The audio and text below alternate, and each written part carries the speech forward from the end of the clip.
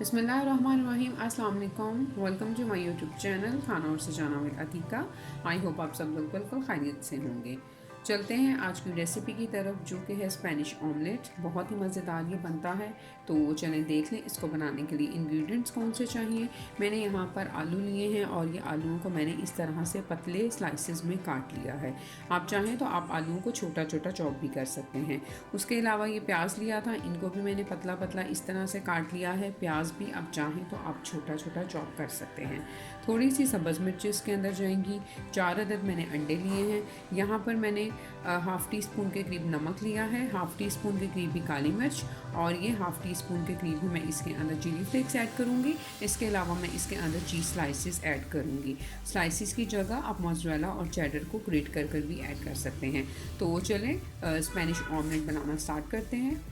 Spanish omelette बनाने के लिए सबसे पहले हम आलूओं को हल्का सा फ्राई कर लेंगे, साथ प्याज को भी करेंगे, लेकिन पहले हम आलूओं को करेंगे और जैसे ही वो थोड़े से हो जाएंगे फिर उसके अंदर प्याज ऐड करेंगे।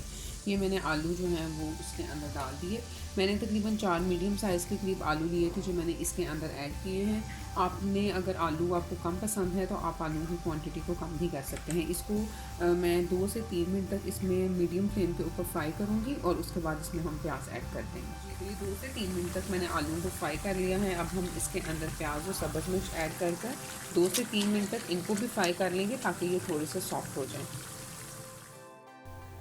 बहुत ज़्यादा देर तक हमने आलू और प्याज को नहीं पकाना, बस 2 से 3 मिनट तक हम इनको हल्का फ्राई कर लेंगे ताकि जब हम इनको अंडे के अंदर ऐड करें तो ये इजीली जो है वो गल जाए। ये देखिए 3 से 4 मिनट तक मैंने प्याज और सब्ज़ मिर्चों को भी इसके अंदर डालकर फ्राई कर लिया है और अब ये काफ़ी हद तक गल चुके हैं। आलू जो है वो भी हमारे पास सॉफ्ट हो चुके हैं और प्याज भी। अब हम इसको निकाल लेंगे।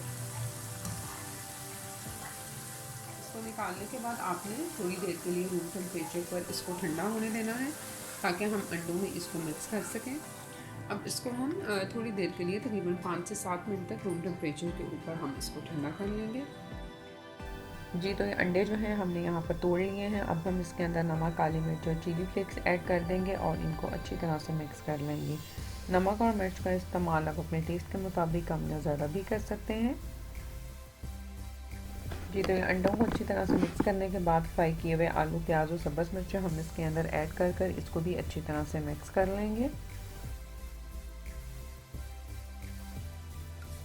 यहाँ पर पैन में मैंने थोड़ा सा ऑयल डाला है। जिस ऑयल में मैंने आलू और प्याज को फ्राई किया था उसी में से थोड़ा सा ऑयल जो है वो मैंने इसके अंदर ऐड कर दिया है।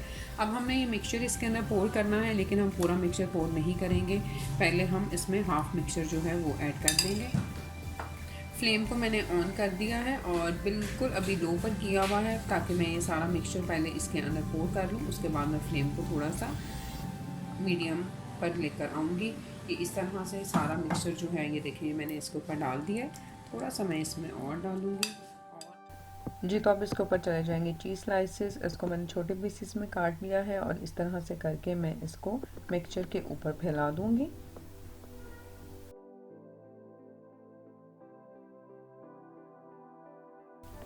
जी, तो ये मैंने 2 चीज़ स्लाइसेस इसके ऊपर ऐड कर दिए हैं। अब जो मिक्सचर बचा हुआ था वो हम इसके ऊपर पोर कर देंगे।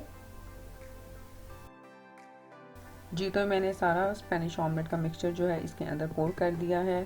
फ्लेम मैंने बिल्कुल लो की हुई है और इसको हम कवर कर लो फ्लेम के ऊपर ही एक तरफ से 4 से 5 मिनट तक पका लेंगे।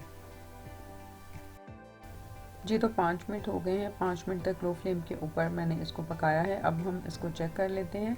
चम्मच की मदद से आप इसके कॉर्नर्स को उस पैन से थोड़ा सा सेपरेट कर लें और इसको थोड़ा सा उठाकर आप चेक कर लें कि अगर ऑमलेट दूसरी तरफ से रेडी हो चुका है तो फिर हम इसकी साइड को चेंज कर देंगे। इसको फ्लिप करना थोड़ा सा डिफ़िकल्ट है। हम इसके ऊपर प्लेट रख कर इसको फ्लिप करेंगे। बहुत एहतियात के साथ आप इसको फ्लिप कीजिएगा कि आपका स्पेनिश ऑमलेट जो है वो ख़राब ना होने पाए। ये देखिए कितना खूबसूरत कलर आया है। वो एक उस तरफ से बिल्कुल अच्छी तरह से कुक हो चुका है। अब हम इसको दूसरी तरफ से भी कुक कर लेंगे दोबारा से। अब हम ऑमलेट को जो है वो पैन के अंदर डाल देंगे। थोड़ा सा चम्मच की मदद से आप इसको डालते हुए इसके मिक्सचर को उसमें अच्छी तरह से सेट कर दें। पैन में हम डाल देंगे, इसको दोबारा से कवर करेंगे और बिल्कुल उसी तरह लो फ्लेम के ऊपर 4 से 5 मिनट तक मज़ीद इसको पका लेंगे। जी तो 5 मिनट हो चुके हैं, इसको अब हम चेक कर लेते हैं कि ये स्पेनिश ऑमलेट रेडी हुआ है कि नहीं। लो फ्लेम के ऊपर ही हमने कुक किया था और ये देखें दूसरी तरफ से भी बहुत ही खूबसूरत कलर जो है वो आ गया है। अब हम इसको पैन में से निकाल लेंगे। आप चाहें तो आप सीधा इसको प्लेट में निकाल लें या फिर आप इसको फ्लिप भी कर सकते हैं। ये देखें बहुत इजीली जो है वो पैन से बाहर आ जाएगा। जी तो ये देखें बहुत ही मज़ेदार सा स्पेनिश ऑमलेट हमारे पास रेडी हो चुका है। इसको अब मैं आपको कट करके दिखाती हूँ।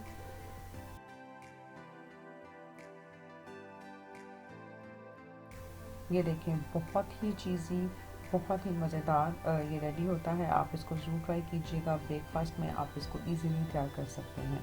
इसको ज़रूर ट्राई कीजिएगा और मुझे फीडबैक दीजिएगा कि आपको स्पेनिश ऑमलेट कैसा लगा। और अगर आपकी कोई सजेशन हो तो आप वो भी मुझे बता सकते हैं ताकि मैं आपकी सजेशन को जो है वो पूरा कर सकूँ। अपना बहुत सारा ख्याल रखिएगा, दुआओं में याद रखिएगा। फिर मिलूँगी एक नई और बहुत ही मज़ेदार सी रेसिपी के साथ। Thank you very much and अल्लाह हाफ़िज़।